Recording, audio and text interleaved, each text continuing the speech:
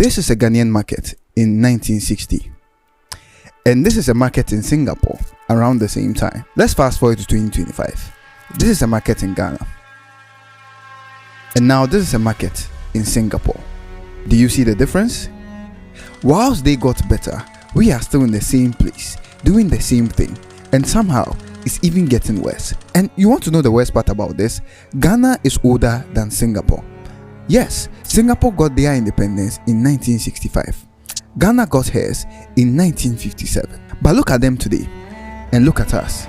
Singapore ranks the 4th in terms of GDP per capita, one of the least corrupt countries in the world, and their airport is consistently ranked the best in the world. Meanwhile, Ghana.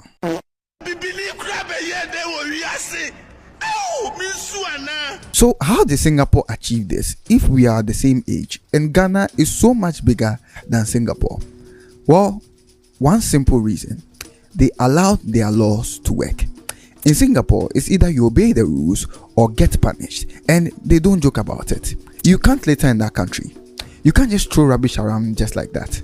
No spitting or urinating in public. It's not allowed. Vandalism, spraying or posting something on someone's wall illegally, is taken very seriously in that country. No chewing of gum. In fact, the import of chewing gum has been banned in that country. Strict enforcement of road rules. You can't just drive anyhow or park anywhere. They don't allow that. And disobeying these rules come with strict punishment that cannot be avoided.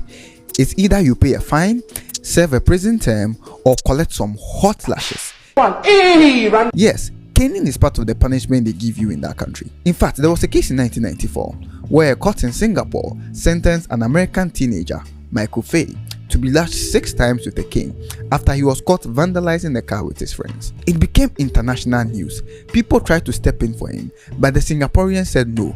Rules are rules. They will still cane this boy no matter what anybody says. He will collect. Even after the US president at the time, Bill Clinton himself, intervened. They said no, they will still cane him. They only reduced the canes from 6 to 4. And trust me, it is no ordinary cane.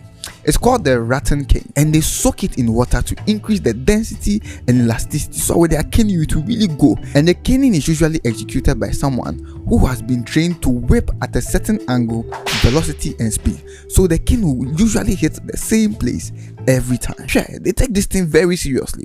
And this is the price Singapore had to pay to be where they are today. They let their laws work. But look at Ghana. One decongestion exercise that we need to do to get our markets working, and people are fighting it. It's either we try to use it for politics or we play the morality card that we are spoiling someone's business. If we continue with this